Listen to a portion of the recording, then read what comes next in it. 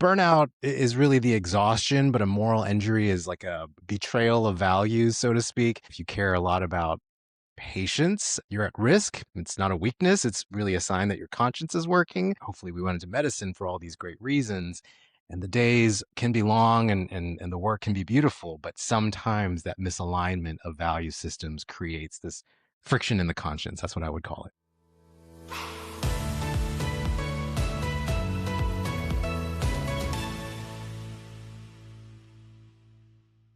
Do REIs deserve happiness?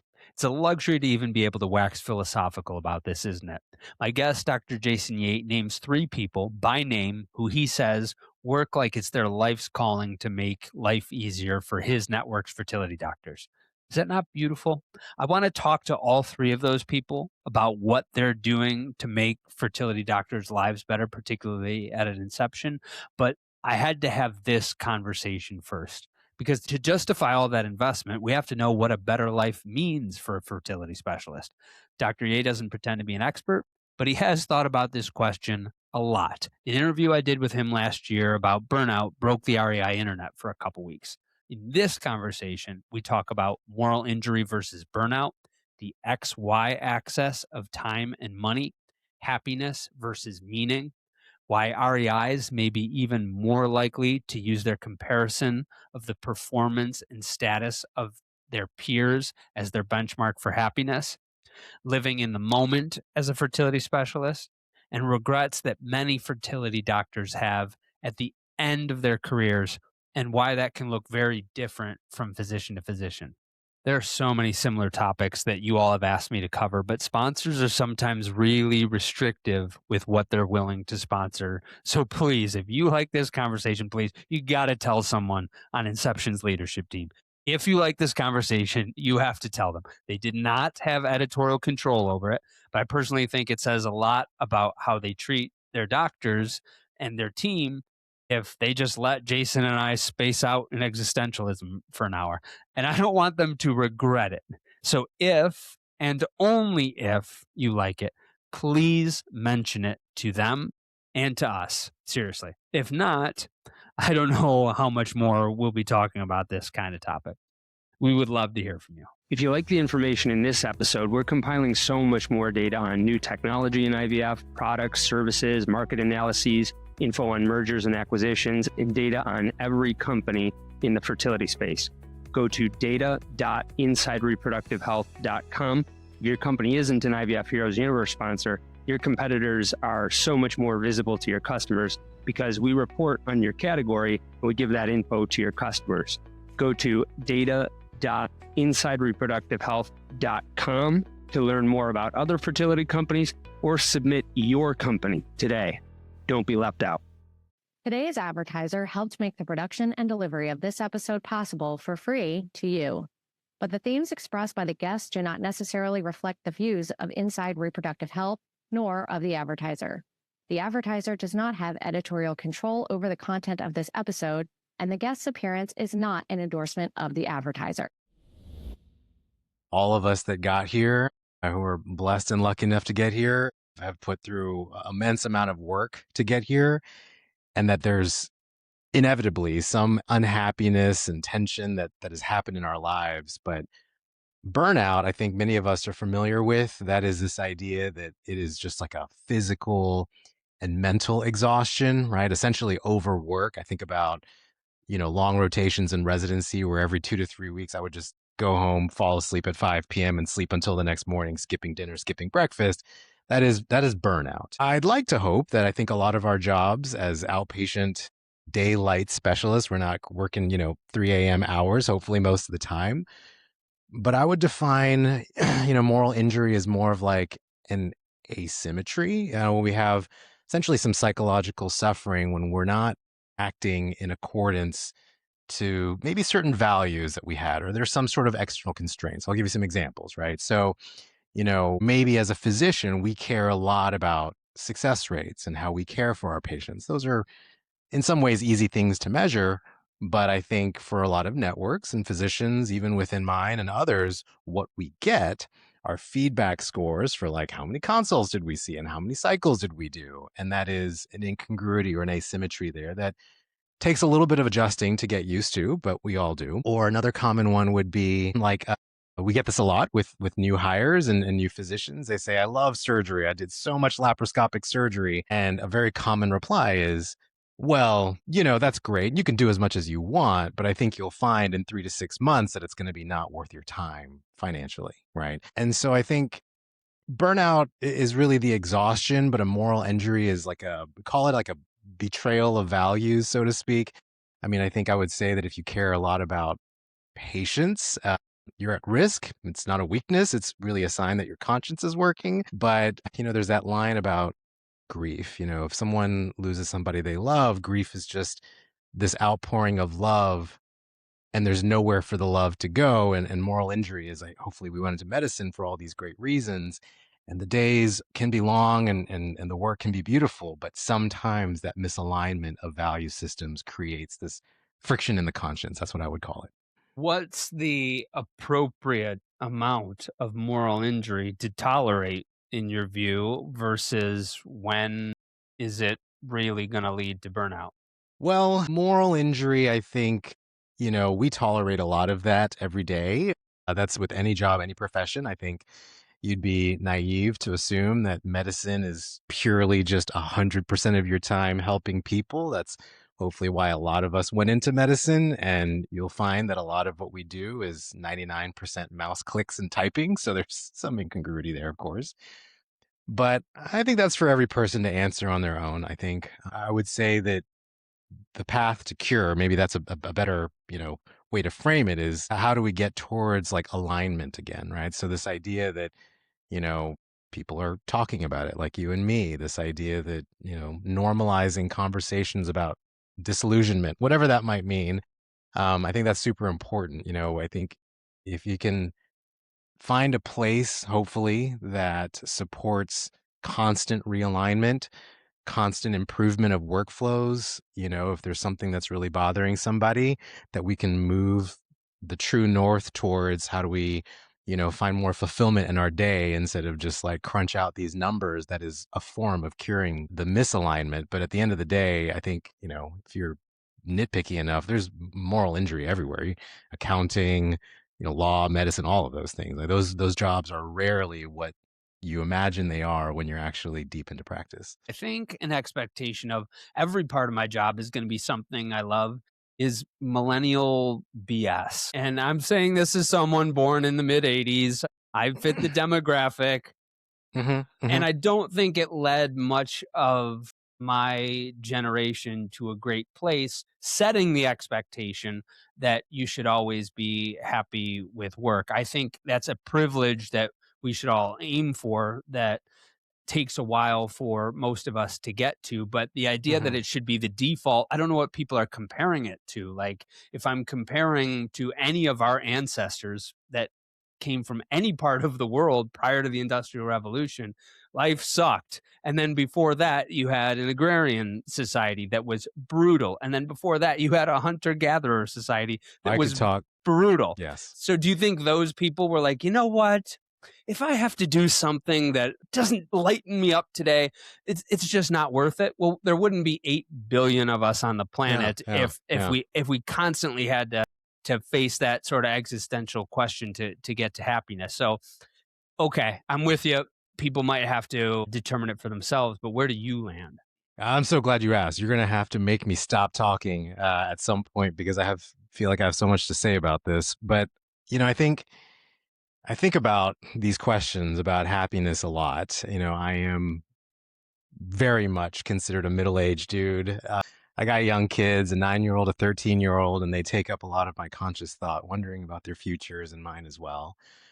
I think instead of what to tolerate, I think all of us hopefully are chasing happiness in a way that we can sort of hack for ourselves. We have a lot of wisdom through experience and others and philosophy, but there's this quote that's attributed to Confucius, something like, I complained I had no shoes until I met a man with no feet, right? And so, I mean, on one hand, you can see how that could be a powerful idea. I don't think, however, as much as I like your analogies, that thinking about how miserable life was immediately makes us happy. I don't think that's how the human mind actually works, right?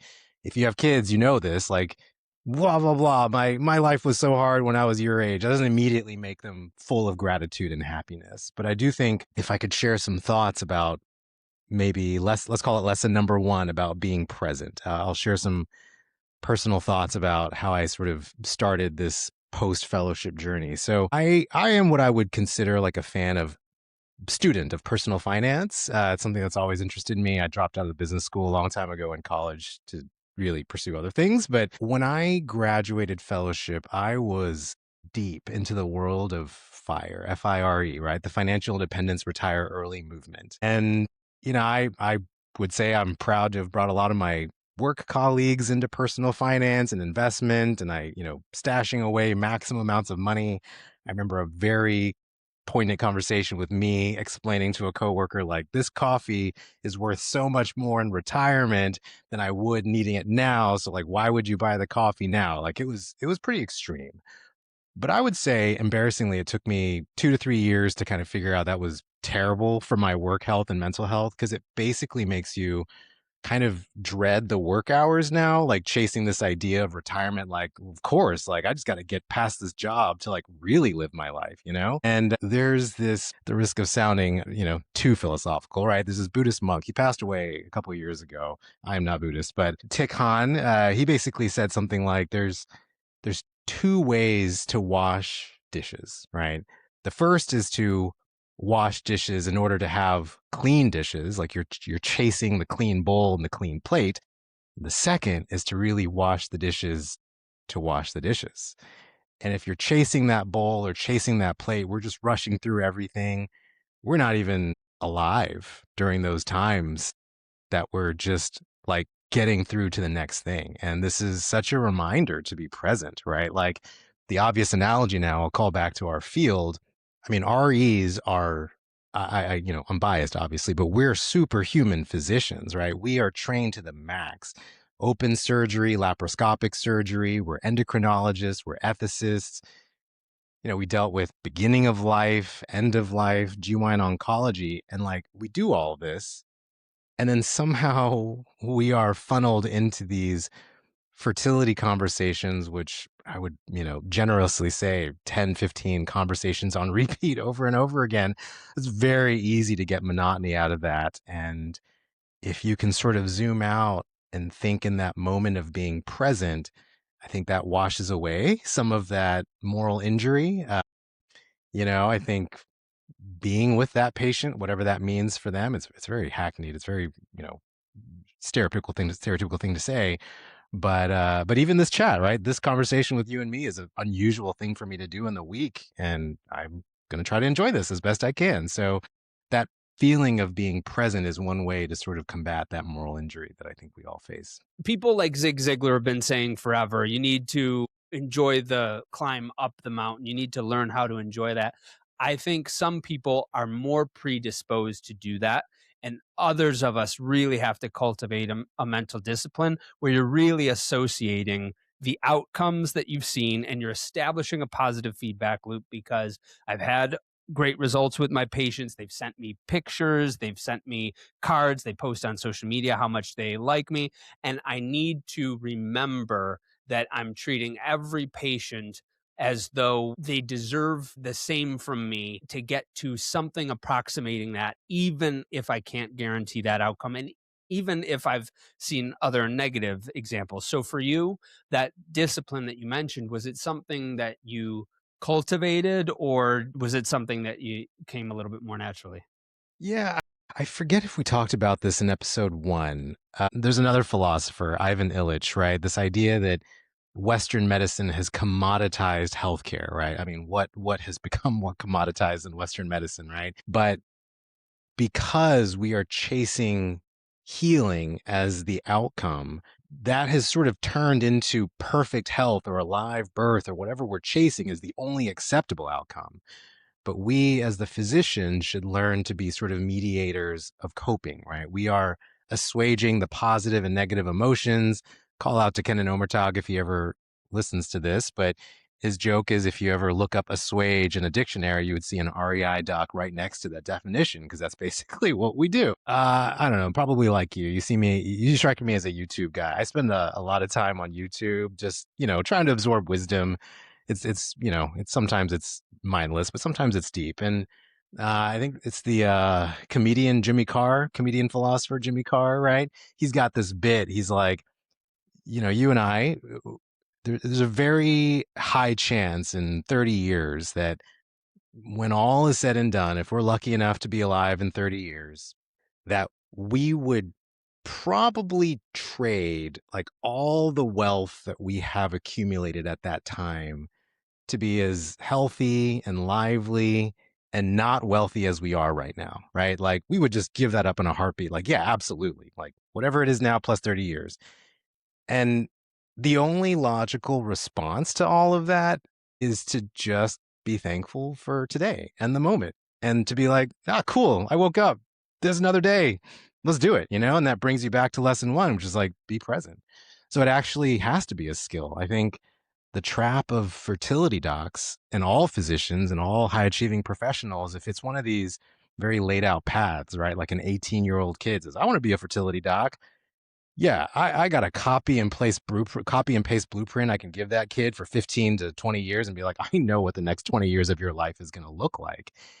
And it's going to be A, then B, then C, then D, and you're going to pass your boards and blah, blah, blah. And it's very easy to lose sight of all of those moments as you're going through it. And yeah, it absolutely has to be a skill that you practice. The bad days are everywhere, right? Good days are everywhere, but you have to be sort of mindful to just kind of accept that the good and the bad, they don't last forever, but that mindfulness appreciation for the current time now is very important. And I'll speak personally for myself. My parents are well. They're both 76, but I will probably, sadly, look back on this 10, 20 years from now, and I'll think of these years as the best years ever. My kids are at home, love my wife, love my family. Parents are nearby. Everyone's happy and healthy as best as we can be. And instead of, reminiscing about the past, scared for the future, just sitting right now is the only logical reaction I can have. When you wax philosophical like this with other REIs, how do they respond to you? That's a very good question. I got a couple of work partners that look at me like I'm crazy. I think some of them understand. I think you've got to go through some stuff in life and maybe, heard some stories or just chase this. I probably am an outlier. I think back to a small group learning I had in med school. She'll never listen to this, but it was Dr. Vicioso at UT Southwestern in Dallas. She ran around the table. She guessed everyone's medical specialty with pretty good accuracy, it turns out. But for the 3 years that I knew her, she got to me and she's like, I have no idea what you're going to be.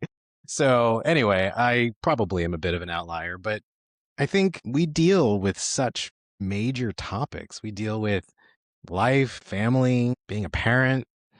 We're all children of somebody. And I just, this is how I cope. This is how I function in the day. So this is my natural outpouring. But I do find that some of my, let's bring it back. Some of my moral injury is resolved by reaching out and connecting to younger physicians to make sure that they don't necessarily feel the weight of this specialty the way I did for the first 3 to 5 years. Do you have these types of conversations with them? Because I look at you as sort of one of the symbols of Prelude Inception in terms of who would be recruiting, talking to younger docs. Like if someone were asking me, hey, I'm thinking about Inception, who should I talk to? I would send them to you and maybe a couple other people, but I see you talking to younger docs when we're at conferences and they seem to know you. Do you have these conversations with them and how do they respond? Are they just like, okay, thanks, Jason, just looking for a starting bonus with $500K a year or is there rule number one, you got to know your audience. I mean, that is yeah. I mean, I think, this is I think we talked about this episode 1. There is an arc, there's a journey that every RE goes through. I think, we're not all the same age when we graduate fellowship. We're not at the same life stage, but a lot of us are, it's you graduate fellowship, perhaps you're partnered, perhaps you're planning a family, Perhaps you have young kids, and definitely you're studying and trying to pass your boards.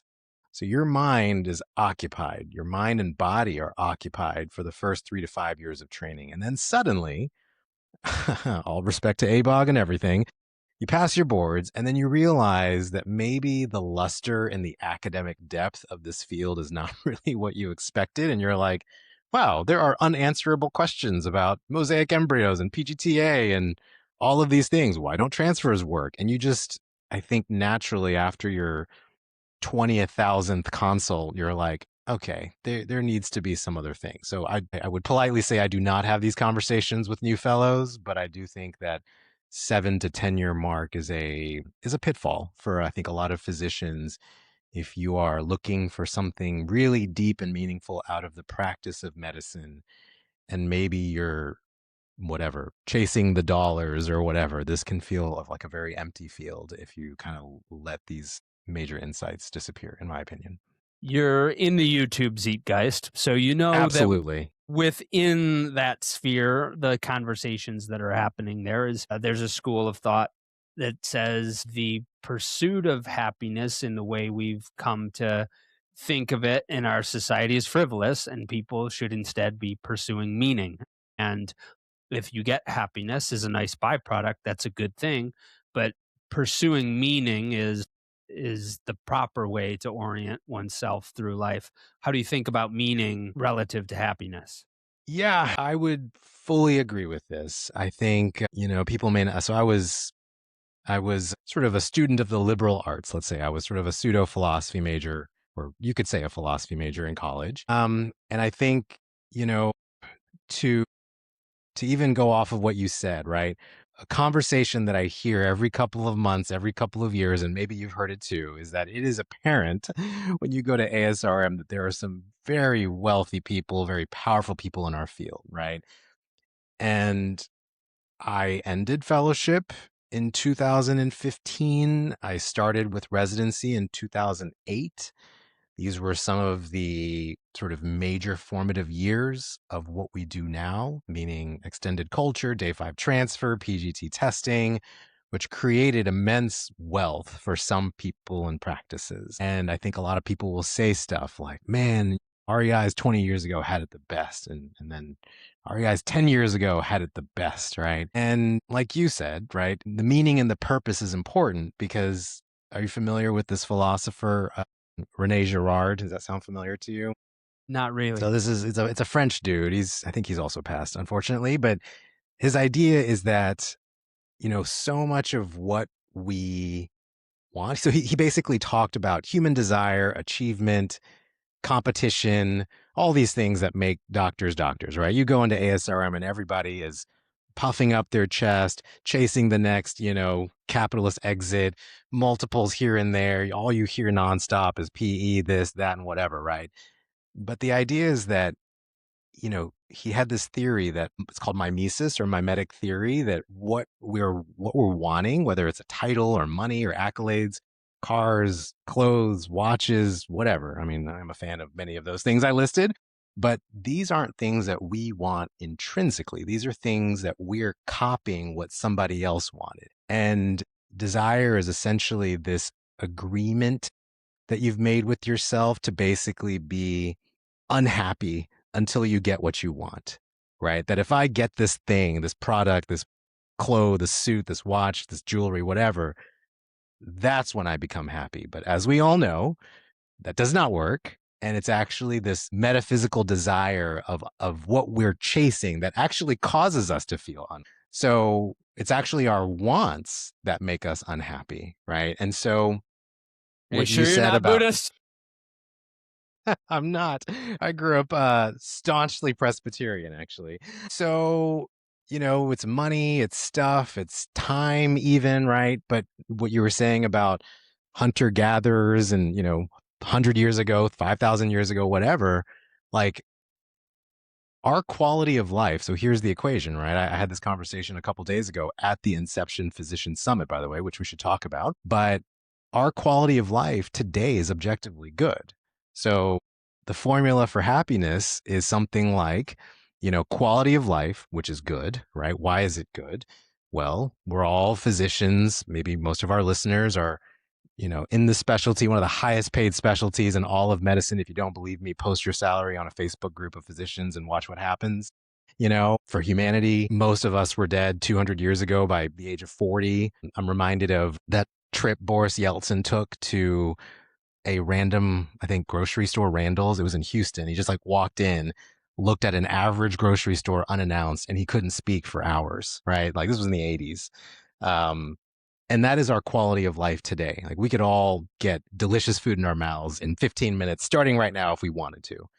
And quality of life minus our wants, minus our envy, minus our desires, that is happiness. And that just kind of leaves you thinking that, managing your wants and being grateful for the present can equal happiness. I totally understand. I can see why this is becoming a very abstract conversation, but I think this is important because, when you start chasing the money, start chasing the stuff, I think we all know at some spiritual level that that's not exactly what we need to become Well, satisfied with our job. I think it's important because what you're talking about of pursuing those things that other Mhm. folks want, I think that REIs likely over index for that even more than the average person who already really does that a lot. It's an evolutionarily biological mechanism to want Tell me what you mean by that. I want to understand that more. of being a mechanism of evolutionary biology. The If over indexing.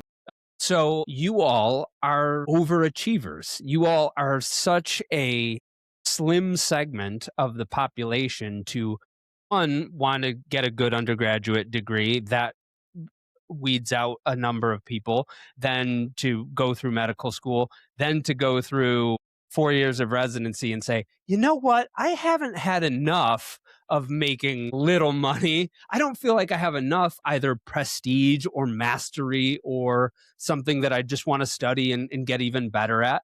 I need another 3 years. And by the way, while I'm doing all of this, I'm moving across the country. Maybe I'm not getting matched where my spouse is, and I have to do a long distance relationship with someone. And so I I think that REIs are even more in the cohort of needing to be the best in their class. And I'd see it all the darn time. I get to have private conversations with folks. I get to have consulting sessions with folks. And very, very often, REIs are saying, oh, that's what so and so makes, or I heard so and so is doing this. And that's the frame of reference for Comparison is a thief of success for joy. them. Absolutely. And so when we go back to, I 100% agree with your earlier point that just because hunter gatherers suffered and people are suffering in huge swaths of the world today, that doesn't make one more instantly happy. Comparison is the thief of joy. And I think we constantly need to reset. And I think that many REIs are not resetting because their whole upbringing, their whole career and academic trajectory has been focused on accomplishing a goal. And that goal always raises once they reach it. And it's very largely informed by what their peers are accomplishing. Yeah, I was not planning on bringing my wife into this conversation, nor am I advertising her services, but she is a clinical psychologist, okay? And she essentially has a private practice exclusively of high achieving individuals who may or may not have gotten on the rat race of high achievement. And at the end of 20 years of CV building, are not totally sure what they want out of life anymore. And there's a moral injury there too. And I think she, there's enough of a pattern that she's literally written a book about this. So these are topics, to say when are you having these conversations? We talk about this stuff a lot, but this is a very common thing. I think late 30s, 40s, late 40s, transitioning in the 50s. I think a lot of our identities might be wrapped up in our children. It's very easy when you've got a prescribed 15-year course of REI training that you don't even let these bigger questions into your mind because it's not worth the time or the effort to resolve them. And think of how many of your peers went to really good schools growing up. They went to really good colleges, maybe Ivy League or something similar.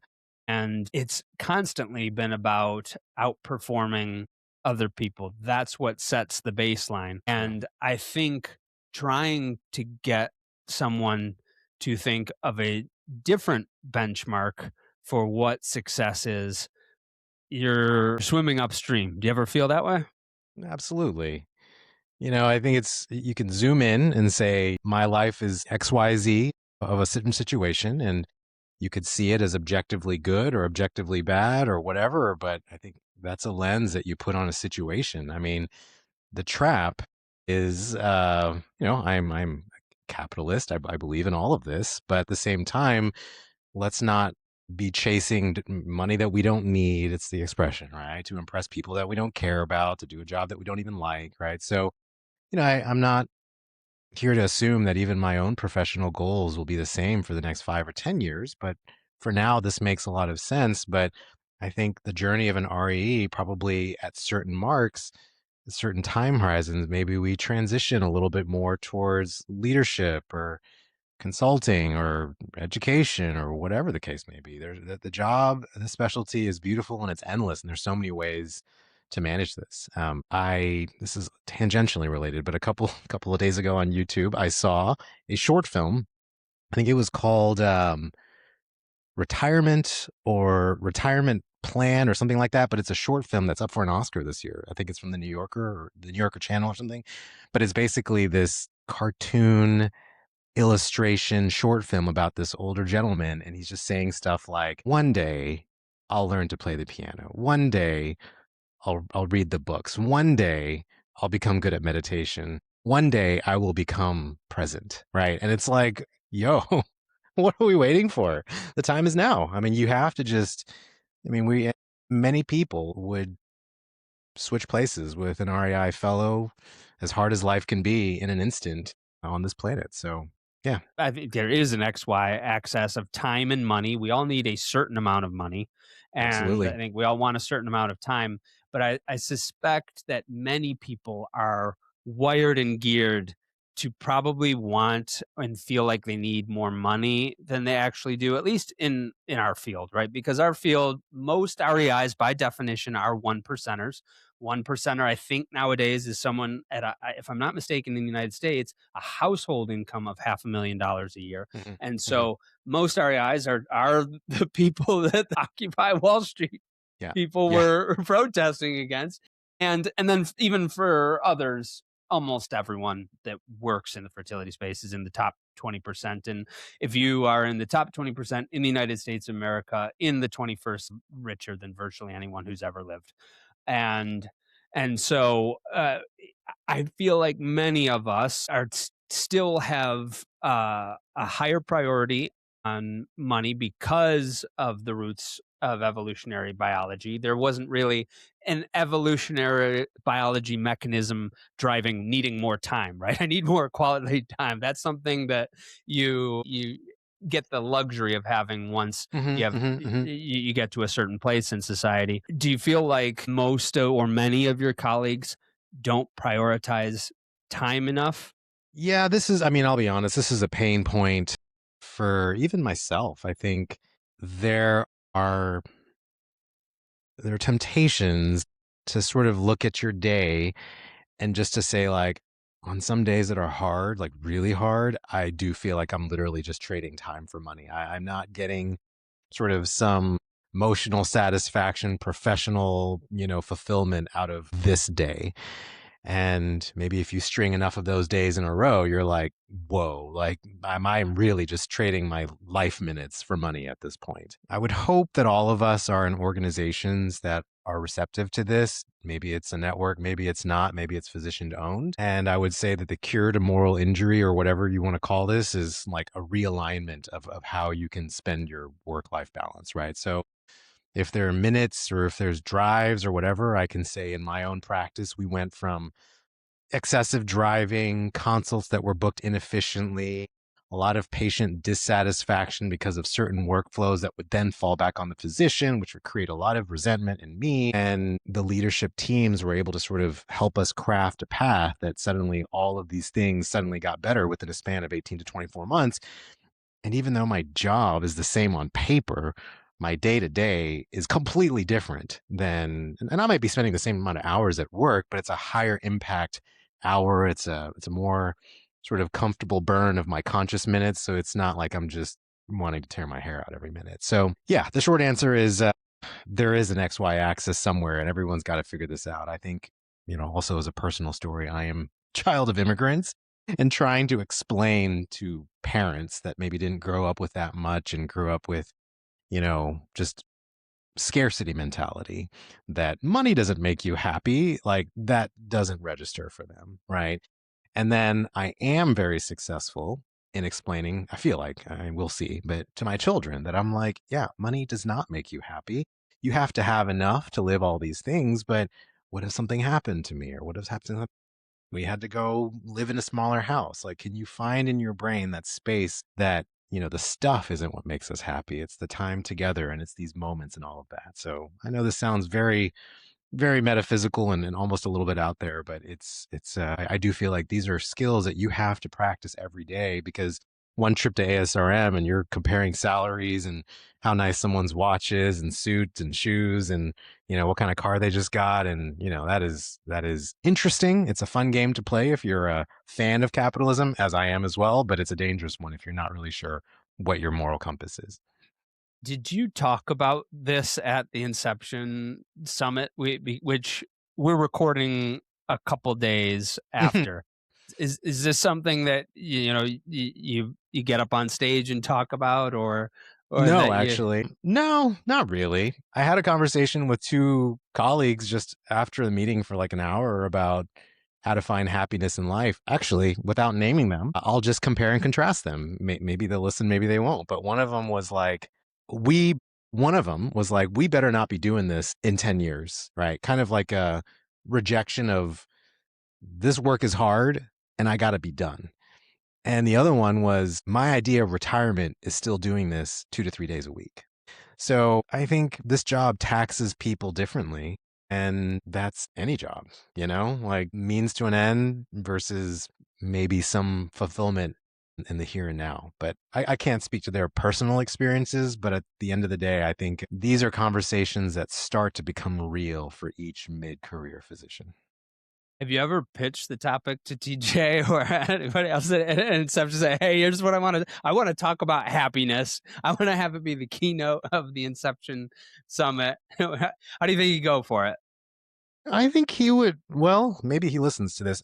I think he would be receptive to it, but I would absolutely not pose myself as an expert on any of this stuff. I just think, we're all just trying to find the culture fit that helps us get through the day in a positive way. I will credit him and the exec team to basically think of this organization as like a living organism with culture and ethos and humans that are real, like we're not just little economic units pumping out X number of cycles per month. I think that is part of the balance sheet. And probably once you move high enough on the management chain, they don't even know me personally. They're just like, hey, there's this doc in Houston, Texas doing this stuff. But I'll quote TJ here, and at the risk of sounding a little sappy, but the good times won't last and neither will the bad.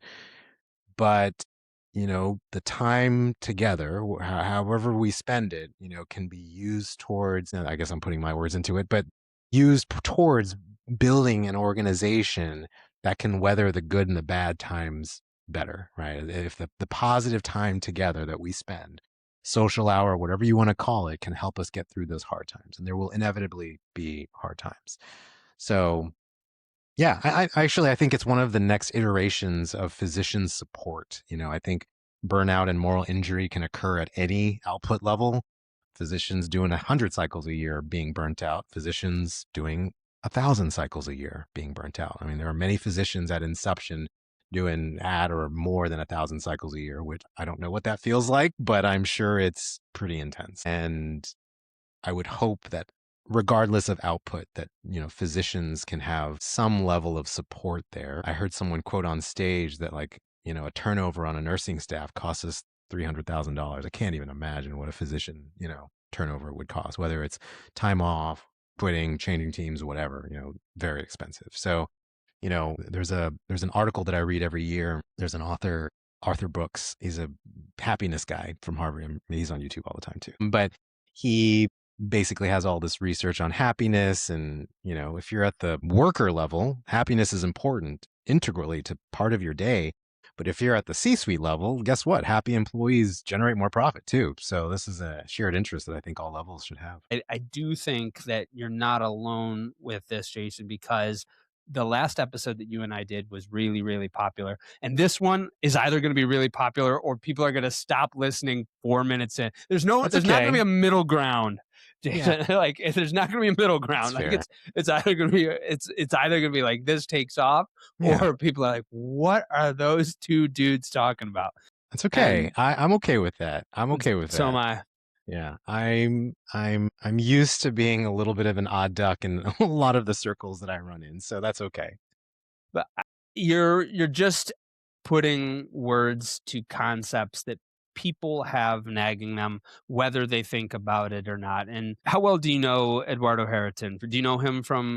Yeah, I mean we're friendly. We always chat. We hang out a little bit when we're next to each other. I've had many one-on-one conversations with him. I like him a lot. He's always great company.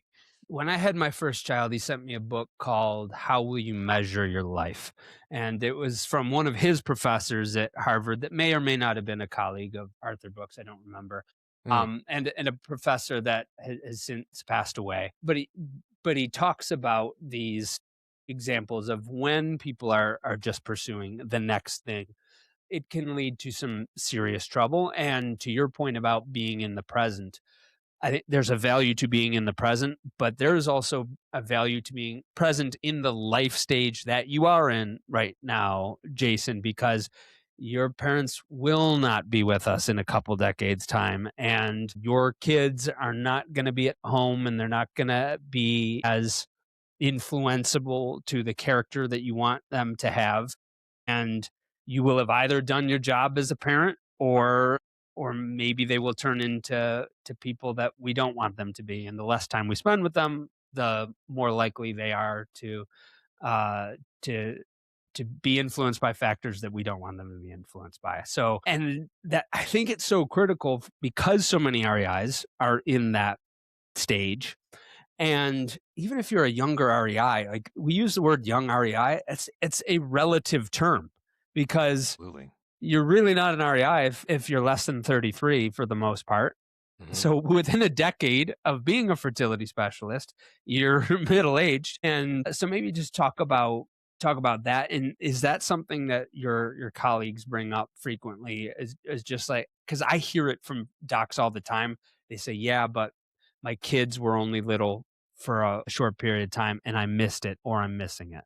Yeah, it's the plight of I think a lot of physicians, unfortunately. I think medicine demands a lot from physicians, American physicians, and no one ever posed it this way to me, but I am sort of grateful that randomly, and there was some purpose here, that I ended up in a specialty where I get to go home, sleep in my bed, hang out with my family basically every night. Not every physician has that luxury. And whenever I meet a young medical student, sometimes they rotate through surgery centers. I'm like, okay, I understand. There's a lot of different things that you can choose from, but how about you start with, are you willing to work the night shift? How about you start there?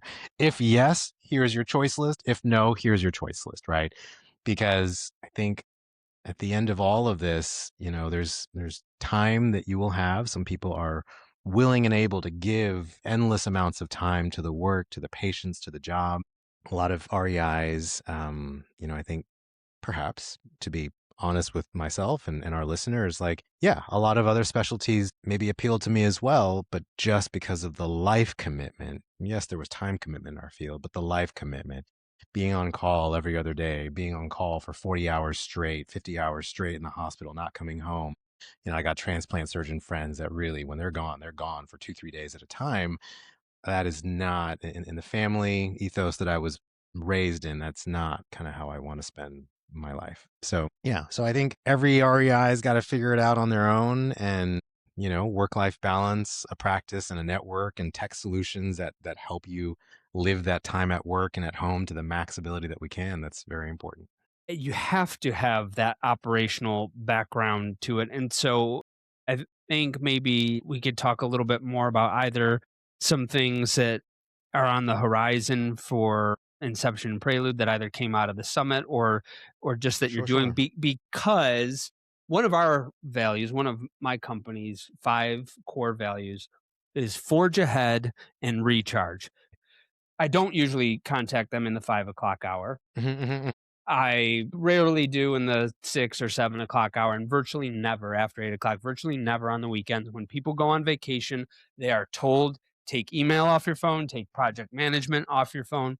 But that presumes getting work done, being profitable, Yes. all of that sort of thing. Because without it, then we we can't do those sorts of things. So deliberately in our values, forge ahead comes before recharge. Don't dawdle, build really good systems, build really good processes so that we can enjoy this time outside of work and so that we can enjoy the work that we actually enjoy doing more, the things that we perceive value adding. But we need to eat our peas and carrots before we can enjoy that meat. It's not about just enjoying the meat, but it is that you have to have that infrastructure built in place. What do you all see you all being able to provide REIs in order to be able to do that? Yeah, I mean, what you said there about your organization is amazing. It's also somewhat of a, I would say, a luxury of our field that we are allowed to do that to some extent. I mean, the issues are kind of 24/7 with ectopic pregnancies and OB bleeders, but on a global level, like we do kind of wind things down in the evenings. IT, energy, Houston power goes out. No, those people are working 24/7, right? I am grateful to be at a national network where I will call out 3 names, and they spent a lot of time on stage these last couple of days. Kat Stillman, Bob Huff, Brian Markworth, where they're almost like their life calling, their life mission for us is to weed out just inefficiencies, right? When I say there's this time in my day where I'm clicking too many buttons and this doesn't make sense. And oh my gosh, like literally using an hour and a half of my day doing this, and I am not contributing anything to patient care. How do we make that go away? And Kat, her job is to come up with ideas, products, commercial solutions that address that and make that problem go away. Is never going to be an instantaneous win. All the wins are going to be small, but if you add them over time, hopefully that stack of solutions can really improve the work-life balance for somebody. What's in that stack of solutions? Oh, there's lots of stuff. It's different for every organization. AI tools for documentation. There's a lot of internal tools that are on the horizon. I can't really spell too many secrets because we're told not to share too much of this, but solutions to help the clinical team members, right? Like make sure that because they're the next target, right? Physicians, yes, we have burnout, blah, blah, blah, but also our clinical team members, like they are deserving of protection as well. There are, obviously telemedicine tools, auto documentation tools. We are big fans of Cycle Clarity at many of our Inception locations where, we have clinical team members, not always sonographers, but clinical team members that have to be trained how to scan. And then after they've been trained how to scan, they realize they have to scan 20, 30, 40, 50 patients a day. And they're like, I don't like scanning anymore. And then they sometimes leave because they don't want scanning anymore. And then all of a sudden we lose the 1 year training time that we put into them. So, what if there is this AI tool that helps us scan through ovaries and we can now take a 20-minute or 10-minute or 5-minute scan and reduce it down to a 1-minute scan, right? So there's lots of things at every level that we can use, but it requires other people, team members that are probably not physicians with their own professional work time to solve these solutions because God knows I don't have those hours in the day to chase those down. These people are going to be the people that I interviewed that are like the other side of this conversation, Mhm, the like how we get to enjoy the luxury of debating meaning versus happiness. And mhm. and I want to talk to each of them. Kat Stillman, Bob Huff, and who was the third person? Brian Markworth. Yeah, Kat Stillman, I want to say she's president or VP of products at Inception. Bob Huff is sort of our tech guru, sort I of got to have the Bob back on. I've known Bob Oh, for you a know long him. time. Yes, of It's been course. it's been a while since he and I have spoken, but when Yeah. you said that compliment of these are like 3 people whose calling is to make our lives easier. That is perfectly in line with what I know about Bob, and I know that he's been with you all for a while. But that's such a beautiful compliment, Jason. Have you told them that? I mean, no. I give them high fives, though. No, I mean, I think there is a ambition, but also kind of a humility that they have to carry with them because they're not physicians, and they are willing to listen us out and be like, this is a problem, let me try to fix it. I think if they were deep into medicine, they may have their own biases or preconceived ideas of how a problem should be solved. And I think all of us came from academic institutions where a lot of, overbearing mentors were like, this is my way and this is how it should be done. And that's not everyone's experience, but I think it's cool to have a network that is so agile in this space. But, thanks for the reminder. I will thank them for all of their work. You should tell them that in those words, because I think it's incredible. Well, and I think it's what doctors they need that. They need people like that.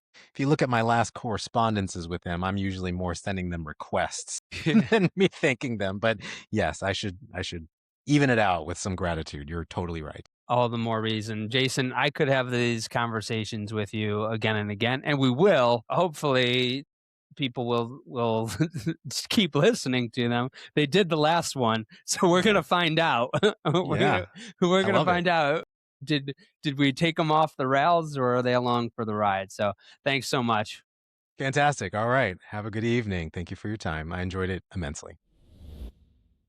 Go to data.insidereproductivehealth.com. That's where we're compiling so much data on new technology in IVF, products and services, market analyses, info and mergers and acquisitions, every data point that we can on the field writ large and the companies in the fertility field, we're compiling there. Go to data.insidereproductivehealth.com as we build that over time. And if your company isn't an IVF Heroes Universe sponsorship, your competitors are getting more visibility because we report on your category and we give that to your customers. We do that multiple times per year, and we do it around big events like ASRM and ESHRE. Go to data.insidereproductivehealth.com and submit your company today. Don't be left out. Today's advertiser helped make the production and delivery of this episode possible for free to you. But the themes expressed by the guests do not necessarily reflect the views of Inside Reproductive Health, nor of the advertiser. The advertiser does not have editorial control over the content of this episode, and the guest's appearance is not an endorsement of the advertiser. Thank you for listening to Inside Reproductive Health.